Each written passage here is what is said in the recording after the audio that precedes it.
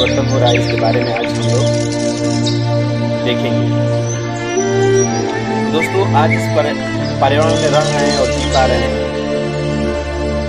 और बहुत ही आसानी से सांस ले पा रहे हैं।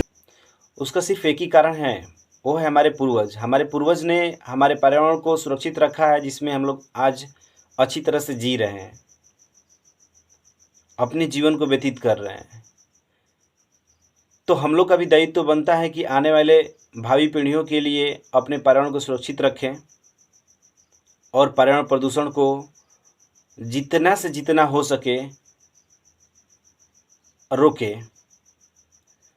दोस्तों, हम सभी लोगों को एक दूसरे के साथ मिलकर पर्यावरण प्रदूषण को रोकने का काम करना चाहिए। उसी के प्रति, पर्यावरण प्रदूषण के प्रति जागरूक रहना चाहिए और बहुत ज़्यादा जागरूक रहने की ज़रूरत है और ठोस कदम उठाने की भी ज़रूरत है। हे देश के देशवासियों और देश के नौजवानों, आइए हम सब लोग मिलकर दुनिया को बचाते हैं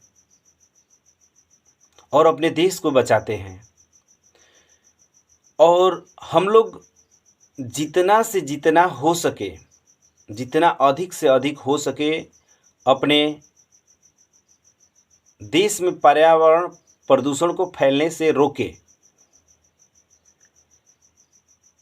हम इतने मॉडर्न होते जा रहे हैं कि स्वयं हम इतने मॉडर्न होते जा रहे हैं कि खुद के लिए तथा भविष्य के लिए मौत के गड्ढे खोदते जा रहे हैं। हमारा लाइफ स्टाइल इतना चेंज होता जा रहा है कि उस पर हम लोग ध्यान नहीं दे रहे हैं।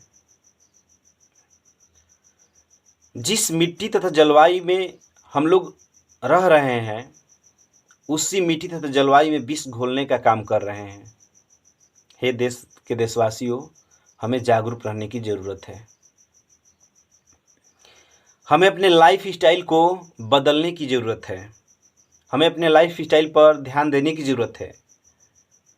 यदि हम अपने लाइफ स्टाइल को चेंज नहीं किए तो क्या हो सकता है, इसकी कल्पना भी हम लोग नहीं कर सकते हैं।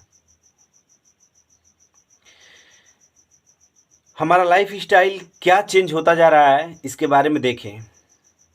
आजकल युवा जो हैं फैशन में ज़्यादा स्मोकिंग कर रहे हैं और सिर्फ यह स्मोकिंग युवाओं की तरफ से ज़्यादा हो रही है। हम लोग ज़्यादा से ज़्यादा बाइक, टू व्हीलर का यूज़ कर रहे हैं और बाइक, टू व्हीलर बनाया गया था मतलब कि काम को जल्दी करने के लिए।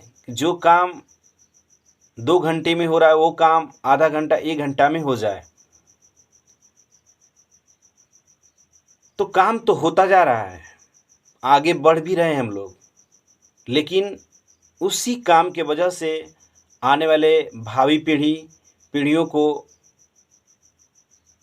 के लिए जो पर्यावरण को सुरक्षित रखना चाहिए, उस पर्यावरण को हम लोग सुरक्षित नहीं रख पा रहे हैं।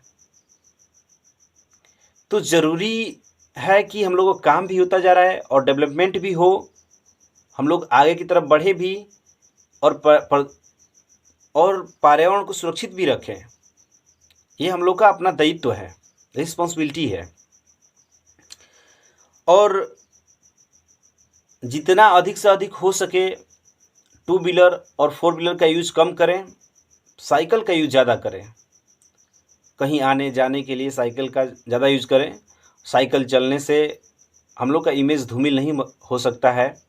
मैं बताना चाहता हूँ आप लोगों को कि जर्मनी में प्रदूषण के प्रति लोग बहुत ज़्यादा लोग जागरूक हैं। इतना जागरूक हैं कि लोगों का तनख्वाह 60,000 70,000 है, फिर भी वो लोग साइकिल से जाते हैं ड्यूटी करने के लिए। वो लोग बहुत ज़्यादा हम लोगों से आगे निकल चुके हैं और प्रदूषण के प्रति जागरूक भी हो चुके हैं। तो ये डिपेंड करता है कि हम लोग की सोच क्या है, हम लोग सोच कैसी है। लोग सोचते हैं कि हम लोग 60,000 70,000 रुपये महीने कमा रहे हैं तो साइकिल से चलेंगे, इमेज धूमिल पड़ जाएगी। ऐसी कोई बात नहीं है, ये हम लोग की सोच गलत है। और ये सारा चीज़ सोच पर डिपेंड करता है। यदि साइकिल से ना चलकर यदि हम लोग वाहन से भी चलते हैं, चल रहे रोडवेज से भी चलते हैं, उससे ज़्यादा से ज़्यादा लोगों को मुनाफा भी होगा। जो वाहन चलाने वाले हैं उनकी रोजी रोटी भी अच्छी तरह से चलेगी और वो लोग भी आगे की तरफ बढ़ेंगे हम लोगों की वजह से। तो ये भी हम लोग अपना सकते हैं, लेकिन जितना से जितना हो सके 4 व्हीलर 2 व्हीलर को कम करें। हम लोग उतना अधिक तो जितना से जितना हो सके हम लोग पर्यावरण को हमें सुरक्षित रखना है। और पर्यावरण को सुरक्षित रखने के लिए पूरे देश के जितने भी मुखिया हैं वो ग्लासगो में एकत्रित हो रहे हैं।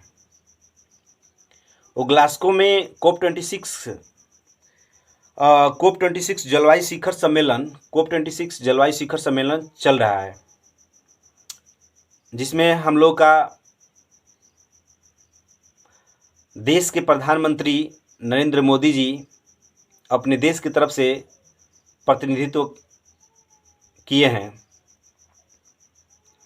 तो दोस्तों, यह ज़रूरी है कि वो सभी लोग पर्यावरण प्रदूषण को बचाने के लिए ही और पर्यावरण प्रदूषण को फैलने से रोकने के लिए ही वो सभी लोग एकत्रित हो रहे हैं, जिसमें प्रधानमंत्री नरेंद्र मोदी जी पंच अमृत का उपदेश दे चुके हैं। जिसमें से एक उपदेश मैं आप लोगों को बताना चाहता हूँ, वो है 2070 तक भारत नेट जीरो करेगा। नेट जीरो का मतलब है प्रदूषण को नेट जीरो, कार्बन उत्सर्जन में नेट जीरो। और यह तभी संभव हो पाएगा जब हम लोग मिलकर अपने लाइफ स्टाइल को बदलेंगे। और यदि अपने लाइफ स्टाइल को नहीं बदलें तो आने वाले भावी पीढ़ियों के लिए हम पर्यावरण को सुरक्षित नहीं रख पाएंगे। दोस्तों, मैं आप लोगों से एक बात कहना चाहता हूँ। महात्मा गांधी जी के एक आह्वान पर पूरा देश उनके पीछे पीछे चल पड़ता था, देश की भलाई के लिए। तो नरेंद्र मोदी जी के नेट जीरो का लक्ष्य के पीछे हम लोग क्यों नहीं चल सकते हैं?